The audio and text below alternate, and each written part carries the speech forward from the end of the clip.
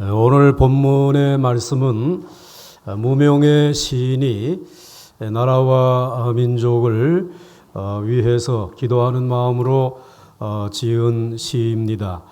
바벨론 포로 생활 이후에 돌아와서 나라가 일어서는 듯 하였지만 일어서지 못하고 주춤거릴 때에 위로하면서 격려하면서 지은 시입니다. 오늘 5절과 6절 말씀을 보시게 되면 눈물을 흘리며 씨를 뿌리는 자는 기쁨으로 거두리로다. 울며 씨를 뿌리러 나가는 자는 반드시 기쁨으로 그 곡식단을 가지고 돌아오리로다. 아멘. 이 두 절 말씀 가운데 이 이스라엘의 지나간 과거의 역사는 눈물을 흘렸던 역사라는 말이죠. 그리고 그럼에도 불구하고 현재에는 울면서 씨를 뿌리러 나가는 그러한 오늘의 시대라고 소개를 하고 있습니다. 그리고 이렇게 과거를 잊지 아니하고 그리고 오늘 현재에 낙심치 않고 씨를 뿌릴 때에 미래에 기대되는 소망을 오늘 이제 그 곡식단을 가지고 돌아오리로다. 마침내 승리하고 열매를 거두게 될 줄로 믿는다. 이 세 가지의 초점을 두고 이 시를 기록했습니다. 오늘 6.25 전쟁 70주년을 맞이하는 아침에 전국 교회가 오늘 기념 예배로 드립니다. 우리는 오늘 그 6.25 전쟁에 대한 눈물 흘렸던 과거를 기억하고 잊지 않고 그리고 오늘 시간까지 70년간 씨를 뿌려왔던 이 일에 대해서 하나님 앞에 감사하면서 그러나 이 씨를 뿌린 것이 마침내 평화적으로 통일이 이루어지고 이 민족이 제사장 나라가 될 줄로 믿습니다. 이러한 그 믿음으로 미래를 내다보는 희망의 아침이 될 수 있기를 주의 이름으로 축원합니다. 첫째로 우리는 민족의 결의의 눈물 속에 담겨진 6.25의 비참한 과거를 잊지 아니하고 기억해야 하는 것입니다. 사실 지나간 70년 동안 전쟁 이후에 흘렸던 그 눈물, 그것을 담으면 얼마나 될까? 그리고 그 눈물의 자국은 정말 우리 민족의 얼굴에서 다 지워졌는가? 지워지지 않았습니다. 그 눈물은 사실은 강을 이루고 바다를 이루었다라고 말할 수 있습니다. 그러면서 우리들이 정말 잊을 수 없는 그것 가운데 첫 번째 전쟁은 잊어서는 안 되는 이유는 형제 간의 다툼이었기 때문에 그렇습니다. 이 부모 형제 간의 다툼은 이건 뭐 아무리 설명을 해도 명분을 찾으려고 해도 명분이 없는 것입니다. 명분이 없는 이 형제 간의 전쟁을 다시 우리가 경험해서는 안 된다라고 하는 것입니다. 그러면서 우리들은 잊지 아니하고 눈물을 흘리면서 그때를 기억하면서 잊지 아니하면서 회개하는 시간이 되어야 되겠죠. 그 다음에 두 번째로는 잊어서는 안 되는 이유는 너무 참혹한 전쟁이었기 때문에 그렇습니다. 사실 그 참혹한 역사가 다시 재현되지 않기 위해서는 잊지 않고 기억해야 하는 것이죠. 1950년 6월 25일부터 시작해서 3년에 걸쳐서 정전협상을 이루는 1953년 7월 27일까지 그 전쟁에 희생된 사람들이 33만 명이나 된다 그러잖아요. 그리고 남편을 잃어버린 미망인이 10만 명에 이르고 그리고 부모를 잃어버린 고아가 10만 명에 이르는 그래서 정말 우리들이 그 인명의 피해뿐만 아니라 그리고 우리의 주택이 무너지고 경제의 기반이 무너지는 이 모든 것들을 생각하게 되면 너무나 참혹했던 전쟁입니다. 기본 재산을 송두리째 잃어버린 그러한 전쟁이다라고 말할 수 있습니다. 또 기본적인 생명을 잃어버렸던 그런 전쟁입니다. 그래서 박두진 시인의 스승인 전봉건 시인은 6.25 연작 시를 이렇게 기록했습니다. 아랫목에서 죽은 것은 할머니였다. 토방 위에서 죽은 것은 할아버지였다. 마룻바닥에서 죽은 것은 아버지였다. 부엌 바닥에서 죽은 것은 어머니였다. 마당에서 죽은 것은 형이었다. 곡간 문지방에서 죽은 것은 아우였다. 그리고 아랫목에서 죽은 것은 할머니였다. 살인문 앞에서 죽은 것은 누이의 전목이었고 울 밑에서 죽은 것은 봉선하였다. 시뻘건이 뭉개져 있었다. 봉선아도 할머니도 할아버지도 아버지도 어머니도 형도 아우도 누이도 누이의 전목이도 그리고 봉선화도 시뻘건이 붉게 뭉개져 있었다. 이렇게 처참하고 아픈 과거를 어떻게 잊어버릴 수 있겠습니까? 형제간의 전쟁이었고 가장 처참한 전쟁이었기 때문에 잊을 수 없는 것입니다. 이 눈물 자국이 지워질 수 없는 것입니다.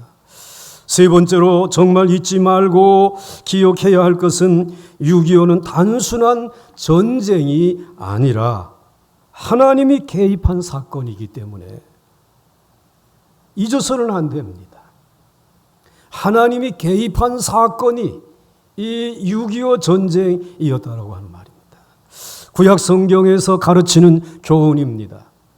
늘 민족과 자신의 조상들이 고난을 당할 때는 하나님의 개입이 있다라고 이스라엘 백성들은 이해했습니다. 애굽에서 400여 년 동안 종살이하는 고난 속에 하나님의 뜻이 있다고 그들은 믿었습니다. 광야의 40년의 그 방황하는 생활 가운데서도 여기에는 하나님의 뜻이 개입되어져 있다라고 그 광야의 고난을 이해한 것입니다. 그리고 이 요단강을 건너서 족과 꿀이 흐르는 가나안 땅에 이르렀지만 가나안 정복 전쟁과 그리고 우상을 섬기면서 하나님의 징계를 받고 바벨론의 포로로 잡혀가서 70년의 고난을 겪고 그리고 다시 이스라엘로 돌아오는 이 모든 고난의 역사 속에 하나님이 개입하셨다라고 하는 그 생각이 이스라엘 백성들의 생각 속에 뿌리 깊게 드리워져 있다라고 하는 것입니다. 마찬가지로 오늘 우리들이 살아가는 이 세상에 일어나는 전쟁은 단순한 전쟁이 아니라고 하는 것입니다. 이 세상의 역사들을 이해하고 해석하는 사람들은, 믿지 아니하는 사람들은 역사는 계속되는 위인의 전기다. 또 어떤 이 사람들은 역사란 반복되어지는 계급의 투쟁의 역사다. 있는 사람과 없는 사람 사이의 역사다. 또 어떤 사람들은 동서고금을 이제 다 떠나서 역사란 전쟁의 이야기요 연속이다. 이렇게 역사를 이해합니다. 그러나 오늘 하나님을 믿는 백성들은 이 세상의 역사는 하나님의 고난 가운데서 하나님의 백성들을 구원하는 역사라고 해석을 하는 것입니다. 그래서 우리들이 이 세상을 살아가는 동안에 하나님은 이 인류를 향해서 말씀을 하십니다. 하나님이 인류를 향해서 말씀하시는 통로는 하나님이 기록한 말씀을 통하여 먼저 계시하시고 그 다음에는 우리 주 예수 그리스도라고 하는 특별한 하나님의 아들을 보내셔서 이 인생들에게 말씀해 주시죠. 하나님의 뜻을 전해 주시는 것입니다. 그런데 하나님은 이 말씀과 그리고 그리스도를 통하여 하나님의 뜻을 전해 주실 뿐만 아니라 때로는 하나님이 우리의 역사 속에서 하나님은 우리에게 교훈하고 하나님의 진리를 계시해 주신다라고 하는 것입니다. 그러므로 우리는 이 세상의 역사가 되어져 가는 그와 같은 사실들을 보면서 하나님의 말씀을 읽고 세상이 되어져 가는 이 역사를 신문을 통해서 읽으면서 우리는 성경과 신문을 가지고 동시에 하나님의 말씀을 듣고 해석하는 것이죠. 그렇기 때문에 역사가 토인비라고 하는 사람은 모든 역사는 궁극적으로 신학으로 돌아간다. 즉 신학을 통해서 역사를 읽어야 하고 신학을 통하여서 역사를 해석해야 한다라고 그 토인부는 우리에게 교훈하고 있는 것입니다.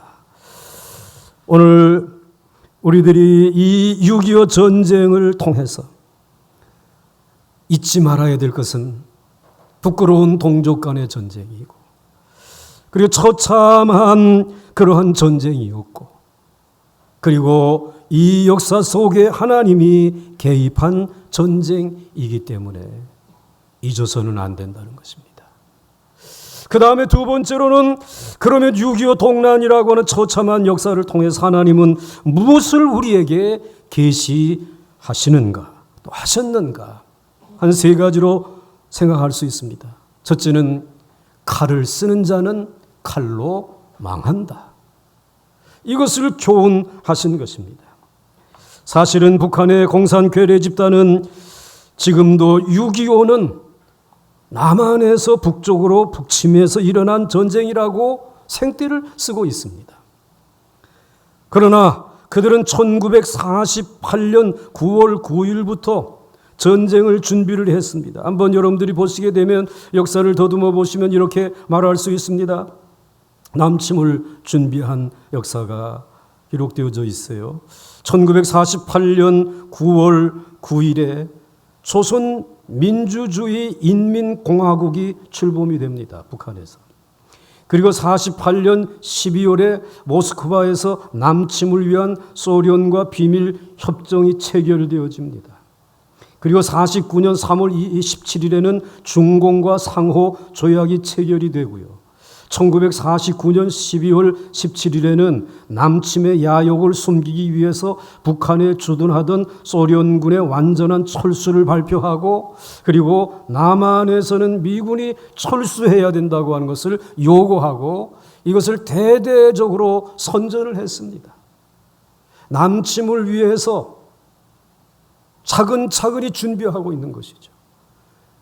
이제 우리 소련군이 다 철수했으니까 미군도 철수하라고 하는 선전을 하면서 아주 순한 그러한 제 양떼처럼 보이지만 뒤에는 우리를 공격하기 위한 무서운 그 이리와 같은 사나운 짐승의 야수의 발톱을 숨기고 이런 준비를 한 것이죠. 그런 가운데 1950년 1월 15일에는 미국의 국무장관 에치슨이라고 하는 분이 미국의 극동 방위선에서 한국을 제외한다고 발표를 했어요. 북한이 원하는 일이 이루어진 것이죠. 이러한 동쪽의 극동 방위선은 일본과 필리핀을 경계로 한다라고 하고 나머지는 자국이 자신의 나라를 보호해야 된다라고 발표를 한 것입니다.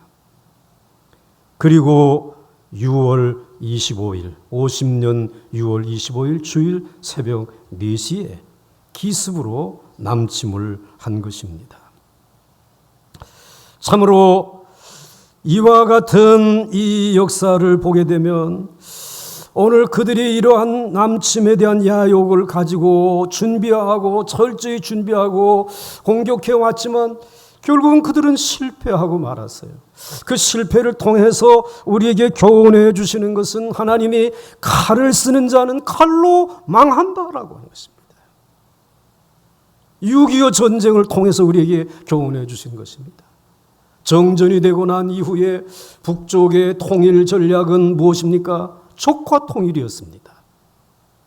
남쪽의 통일 전략은 무엇이었습니까? 북진 통일이었습니다.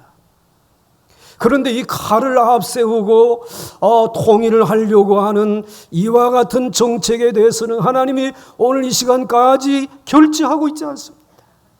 왜냐하면 칼을 쓰는 자는 무엇으로 망하기 때문에 칼로 망하기 때문에 오늘 그것을 우리들에게 이 6.25 전쟁을 통해서 철저하게 가르쳐 주신 것입니다. 교훈한 것입니다. 그리고 두 번째로 우리에게 교훈한 것은 타락한 민족은 하나님의 징계를 받게 된다라고 하는 것을 교훈해 주셨습니다. 북쪽에서 남침을 준비할 때 남쪽은 어떠했습니까? 8.15 해방 이후에 우리가 원치 아니하는 38선이 놓이고 난 다음에 정치, 사회는 그저 두 가지, 부정과 부패. 이것이 우리들의 모습이었습니다. 그리고 이 땅에 있는 수많은 사람들은 해방 이후에 이제 새롭게 시작한 삶의 자유와 그리고 자신의 삶에 이렇게 수고하여 얻은 열매들을 가지고 사치와 향락에 빠지지 않았습니까?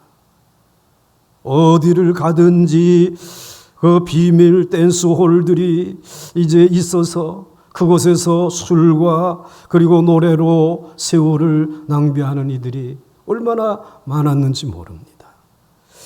군인들조차도 6월 25일 새벽까지 장교관을 개관을 한 자축위원을 벌이면서 술에 취해서 골아 떨어져 있었던 그때에 주일 새벽 4시에 북쪽에서는 탱크를 몰고 이 남쪽을 공격해 오지 않았습니까?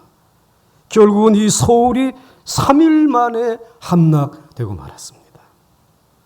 결국 하나님은 하나님의 은혜를 감사할 줄 모르고 타락한 범죄의 땅을 이 인민군과 중공군의 몽둥이로 아프게 내리쳤습니다.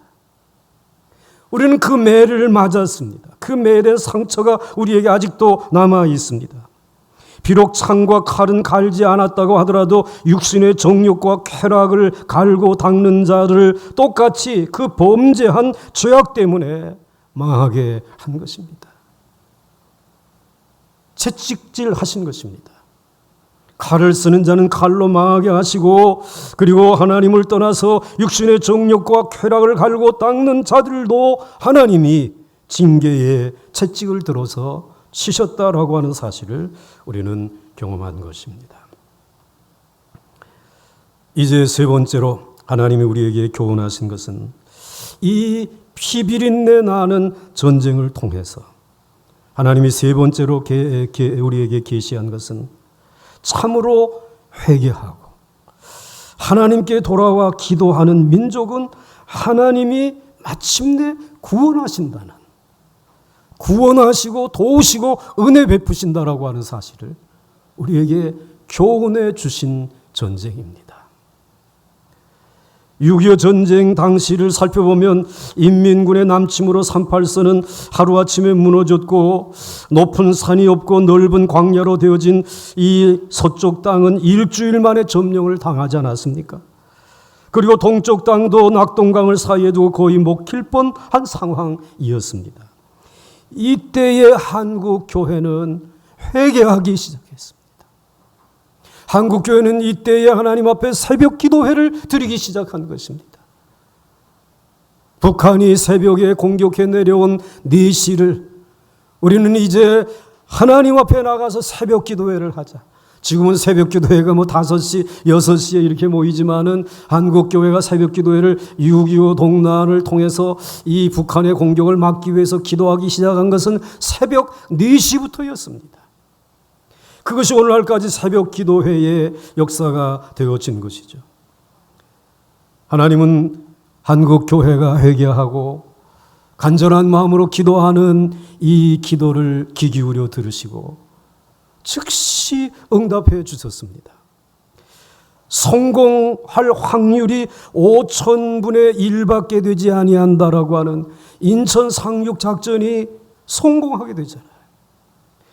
그리고 절대로 이 유엔이 그 안전보장이사회에서 한국을 돕자라고 하는 그 결의가 이루어질 수 있는 그런 상황이 아니었는데 그 소련의 대표가 웬일인지 참석을 못하고 그리고 전격적으로 이 귀한 결의가 이루어지면서 한국의 연합군을 파송하도록 되지 않았습니까?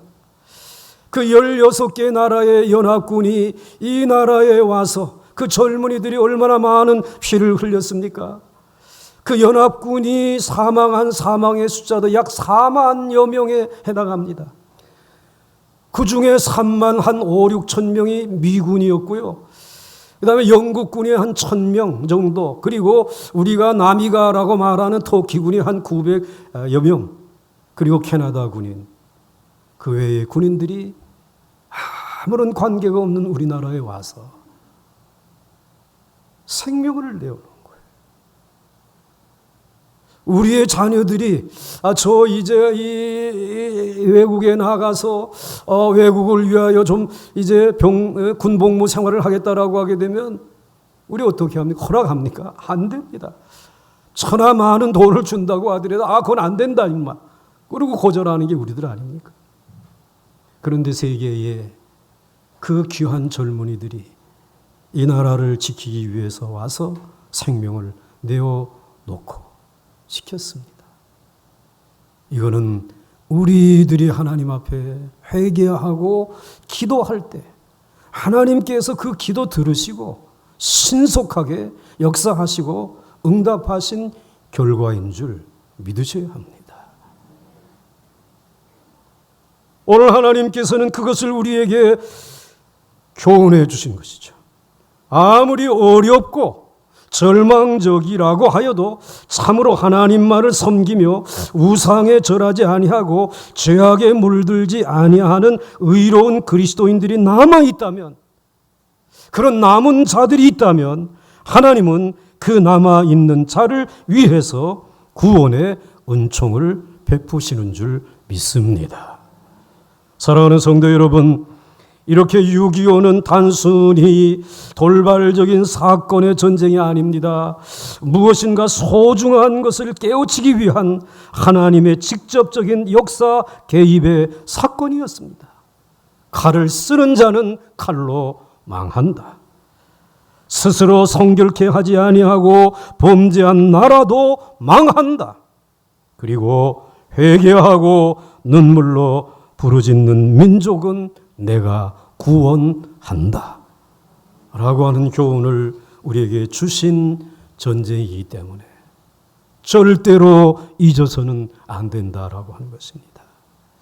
그 다음에 이제 마지막으로 이제 끝으로 어떤 희망을 갖고 우리가 살아야 되겠는가라고 하는 것입니다. 시편 126편 6절 말씀을 보시게 되면 울며 씨를 뿌리러 나가는 자는 반드시 기쁨으로 그 곡식단을 가지고 돌아오리로다. 바벨론에서 돌아온 이 이스라엘 백성들 한 5만여 명, 많지 않은 이들이 돌아와서 너무나 기뻐서 하나님의 성전을 재건하고 다시 예배를 회복하고 그리고 이제 하나님의 백성으로 살아가려고 하는데 주변에 있는 나라들이 압력을 가하는 바람에 그만 그것이 중단되고 15년의 세월이 흐르게 되지 않았습니까? 모두가 다 낙심하게 되었습니다.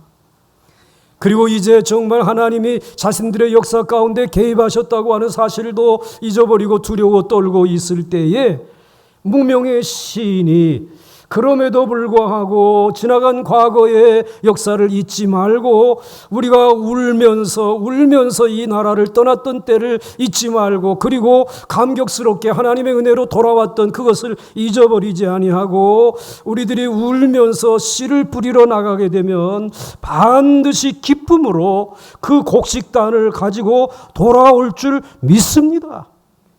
이것을 오늘 노래한 것입니다. 분명히 열매를 거두는 날이 있다라고 하는 사실을 오늘 고백하고 있는 것입니다. 그러므로 미래에 대해서 흔들리지 말고 확신을 가지고 그날을 기다리자라고 하는 것입니다. 우리도 역시 마찬가지입니다. 기쁨으로 단을 거두게 될 날이 있음을 분명히 확신해야 합니다. 마치 흩어졌던 유대인들이 언젠가는 하나님이 대사를 행하셔서 남방의 시내들 같이 돌려보내실 것을 신뢰했던 것처럼 우리들도 신뢰해야 하는 것입니다. 남북이 꼭 통일이 될 것이다 라고 하는 것은 몇 가지 이유가 있어요. 첫째는 민족의 씨가 죽지 않고 아직 살아있기 때문에, 그래서 우리 분단이 되어져 있지만 인류학적으로 보게 되면 민족의 동일성은 아직도 살아있는 씨앗입니다. 첫째는 우리는 같은 역사의 한 줄기 속에 살고 있어요. 언어와 문자가 하나잖아요. 그리고 우리의 풍습과 관습이 하나입니다. 그리고 참 이제 요즘의 빛을 발하고 있는 것은 특유의 감각과 표현 의식이 하나입니다. 노래 좋아하고 춤 잘 추고, 그리고 온 세계에서 서로 하나가 되어서 온 세계인들을 다시 용기 있게 일으켜 세울 수 있는 그 표현의 능력은 세계의 어느 민족도 따라올 수 없는 그러한 기질을, 그러한 감각을 가지고 있습니다. 즉 한마디로 우리는 한 민족의 씨를 갖고 있기 때문에 언젠가는 서로 하나가 되어 부둥켜 안고 기쁨의 승리의 눈물을 흘리는 때가 올 줄 믿으시기 바랍니다. 그 다음에 두 번째 이유는 복음의 씨가 죽지 않고 살아있기 때문에 그렇습니다. 저 북한에 복음의 씨가 살아있을까? 저 북한에 정말 지하에 교회가 존재하고 있을까? 여기에 대해서 우리들이 의심하면 안 됩니다. 복음의 씨앗은 어떠한 악조건 속에서도 죽지 아니하고 생명력을 가지고 살아있는 줄 믿으시길 바랍니다. 북한에 여전히 주님의 이름을 부르는 이들이 있고요, 모여서 생명 걸고 예배하는 교회가, 지하에 교회가 있으며, 여러분들 분명히 하나님 앞에 이 민족이 복음 안에서 통일되기를 우리가 기도하는 것처럼 저들도 기도하고 있는 줄 믿으시길 바랍니다. 그래서 우리 보강중앙교회는 2000년대까지 5가정의 선교사님을 파송하자라고 하는, 그리고 3년마다 하나씩 우리 민족의 교회를 개척하자고 하는 비전을 가지고 5가정을 다 파송을 했습니다. 또 우리들이 이제 동서남북의 교회들을 개척하며 지교회들을 개척하는 은혜를 받았습니다. 그리고 이제 우리가 마지막으로 해야 될 일이 무엇인가? 저 북한에 선교사님을 마침내 보내자. 그리고 그들에게 복음을 전할 수 있는 교회가 세워지기를 위해서 우리가 기도하자. 그리고 우리들의 재정에 이제 모자라는 것들이 많지만 그런 가운데도 북한 통일과 그리고 교회 재건을 위해서 선교비를 비축하자. 여러분, 비축해 놓은 곳이 있어요. 다른 일이 급해가지고 좀 땡겨 쓰긴 했지만 말이죠. 씨를 심어놨단 말이죠. 이것은 복음의 씨앗이 죽지 않고 살아있기 때문에 믿음을 가진 이들이 행하는 헌신이요, 그리고 미래에 대한 꿈인 것입니다. 우리가 민족적으로 하나이고, 그리고 복음의 씨가 죽지 않고 아직도 살아있기 때문이고, 세 번째로 우리들이 씨를 뿌려야 하는 이유는 기도의 씨가 죽지 않고 살아있기 때문입니다. 그래서 미래를 신뢰할 만한 것입니다. 6.25 동란을 통해 기도의 능력을 체험한 한국교회는 새벽 4시마다 교회에 나와서 하나님 앞에 구국의 제단을 쌓았습니다. 하나님의 주권적인 통일을 기도하고 있습니다. 산마다 가장 높은 봉우리는 구국 기도의 용사들이 지키고 있습니다. 새벽 4시에는 구국 기도의 용사들이 함께 모여서 이제 하나님 앞에 간절한 마음으로 예배를 드리고 찬송을 부릅니다. 새벽 4시에 북한에서는 방방곡곡에 김일성 3대의 그 부자들을 찬양하는 혁명 가요가 울려 퍼지지만 남북한에 흩어진 그리스도인들은 그 시간에 모여서 찬송을 부르고 기도하면서 하나님의 보좌 앞으로 나아가는 단을 쌓고 있습니다. 이 기도의 씨가 점점 자라면 꼭 열매를 맺게 될 줄로 믿습니다. 믿습니다. 오늘 눈물을 흘리며 씨를 뿌리는 자는 기쁨으로 단을 거두리로다. 울며 씨를 뿌리러 나아가는 자는 반드시 기쁨으로 그 곡식단을 가지고 돌아오리로다. 눈물 속에서도 민족의 씨, 복음의 씨, 기도의 씨를 심으십시다. 그리고 마침내 그 단을 거두어 가지고 돌아오는 우리 한국교회, 우리 보강중앙교회가 될 수 있기를 주의 이름으로 간절히 축원합니다. 축원합니다. 함께 찬송하겠습니다.